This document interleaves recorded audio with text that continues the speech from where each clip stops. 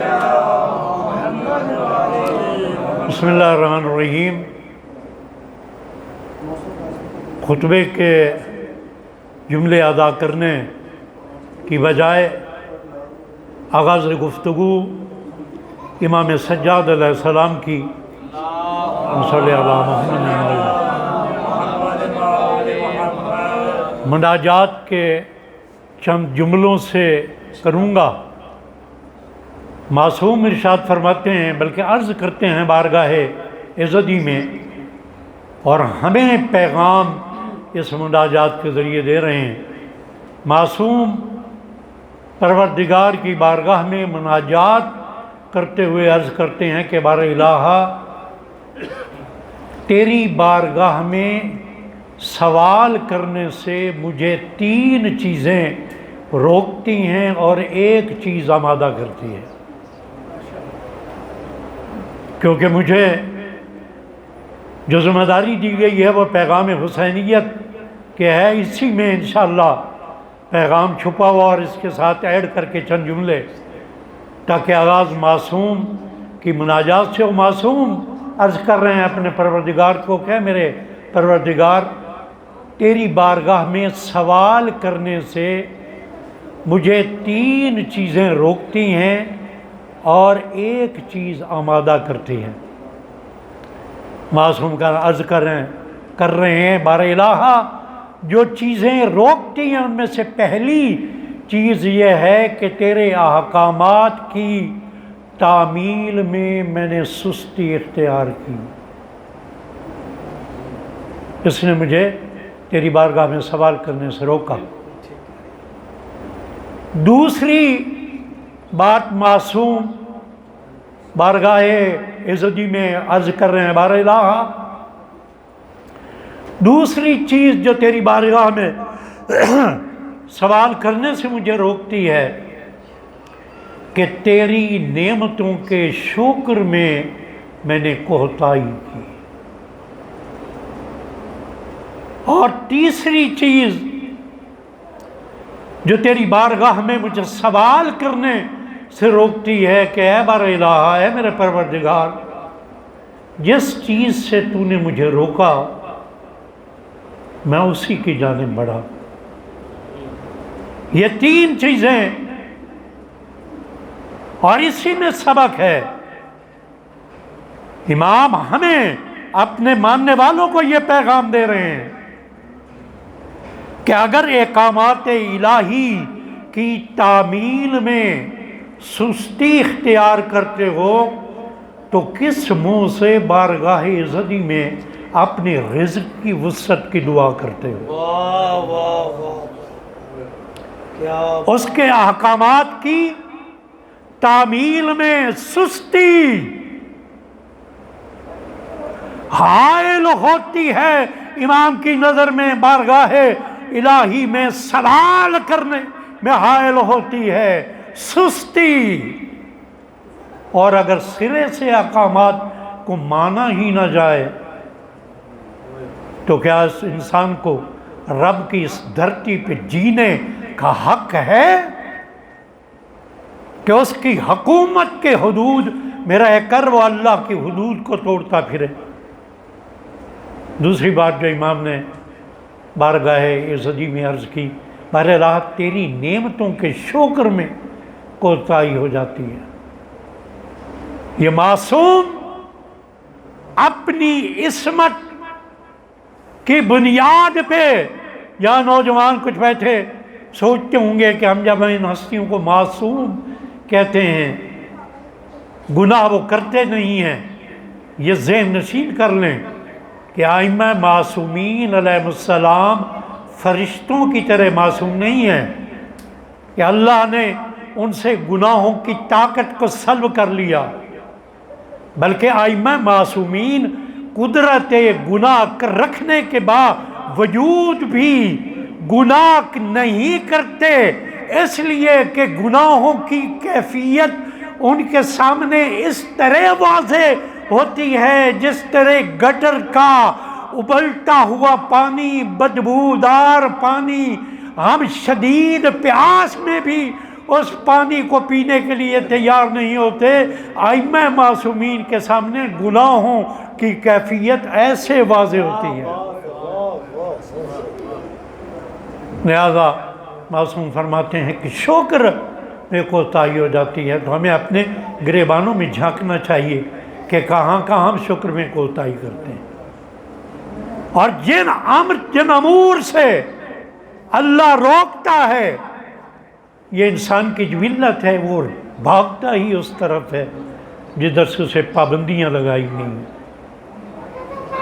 لیکن معصوم نے آخری جو جملہ فرمایا، جو ایک چیز بار الہ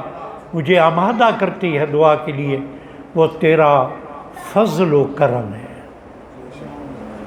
ہمیں بھی اسی چیز نے بتایا ہوا ہے۔ یہ کون دے رہے ہیں پیغام؟ کہ جنہیں ہم مظلوم بیمار امام کے نام سے یاد کرتے ہیں، جسے ہم بے بس امام کے طور پہ جس کا تعارف کراتے ہیں، حالانکہ سید سجاد بے بس نہیں ہے، انہوں نے یزیدیت کو بے بس کر دیا۔ سید سجاد نے یزید کی ساری مکاری کو بے بس کر دیا، ابن زیاد کے ہر ظلم و جور کو بے بس کر دیا۔ جو یزیدیت کو بے بس کر کے حسینیت کے پرچم کو سر بلند کر دے، اسے سید سجاد کہتے ہیں۔ اور سید سجاد نے ہمیں عزاداری کا پیغام دیا، ہمیں حسینیت کے پرچم کو سر بلند کرنے کا پیغام دیا۔ سید سجاد نے حسینیت کے پرچم کو بلند کرنے کا کیا اسلوب بتایا؟ یہ اسلوب بتایا کہ اگر دشمن کا منبر مل جائے اور اس پہ آپ کو گفتگو کا موقع مل جائے تو سب سے پہلے حمد باری تعالیٰ بیان کرو، اس کے بعد عظمت مولا کائنات علی ابن ابی طالب بیان کرو، اس کے بعد مظلومیت مظلوم کربلا بیان کرو، اور دشمن کو بتا دو کہ ہم فساد حیدری کے وارث ہیں۔ یہ سید سجاد نے حسینیت کے فروغ کا اسلوب بتایا، اور بار بار یہ جملہ میں مختلف مجالس میں دوہرا رہا ہوں، ویڈیو کے ذریعے میرا پیغام بہت دور تک جا رہا ہے، پھر اس مجلس میں دوہرا دیتا ہوں کہ سید سجاد نے اور جناب زینب سلام اللہ علیہا نے بنی امیہ کے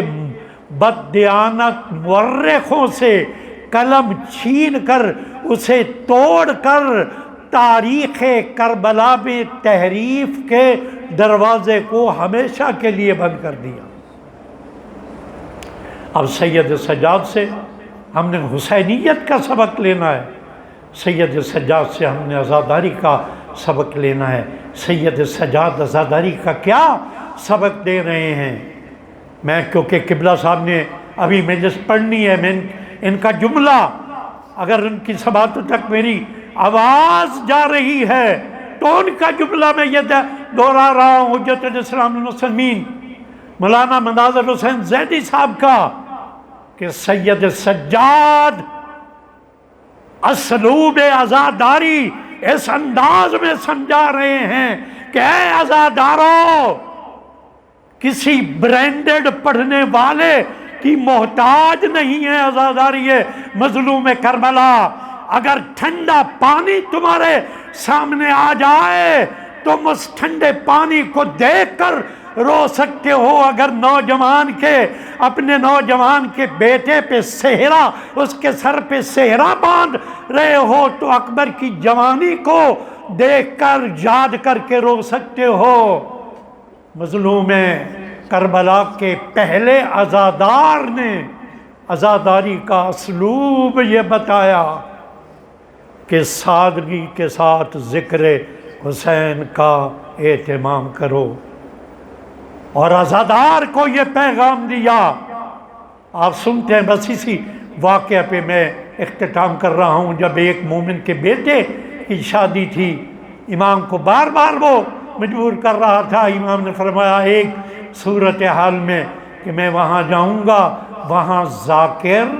جناب شہزادہ علی اکبر کے مصائب پڑھے، اور اس مومن نے دیکھا مولا سن رہے ہیں ذکر مصائب، اچانک دیکھا کہ صف اعضاء پہ سید سجاد موجود نہیں ہیں۔ وہ مومن جب ڈھونڈنے نکلا، اے عزادارو آپ کی کتنی عظمت ہے، سید سجاد وہاں پہ موجود تھے جہاں پہ عزاداروں کے جوتے رکھے ہوئے تھے۔ یہ معیار عزاداری سید سجاد بتا رہے ہیں کہ عزادار ایسے بنو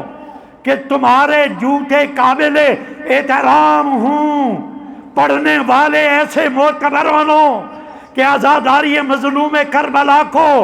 ذکر حسین، پیغام حسین، پیغام کربلا سے سجا کر پیش کرو، اپنی من گھڑت روایات کے ذریعے مصائب کو دیر زیادہ بیان کر کے نہیں بلکہ حقیقت حال کو بیان کر کے سید سجاد نے تو بتا دیا کہ اس سے بڑا مصائب کوئی نہیں ہے کہ جب معصوم سے یہ پوچھا جاتا تھا، اے مظلوم کربلا کے عزادار، اے وارث عزائے حسینی، اے وارث پیغام کربلا، اے وارث پیغام حسینی، اے سید سجاد، آپ پہ سب سے زیادہ مصیبتیں کہاں پہ آئیں؟ تو مولا سجاد کا ایک ہی جملہ ہوتا تھا،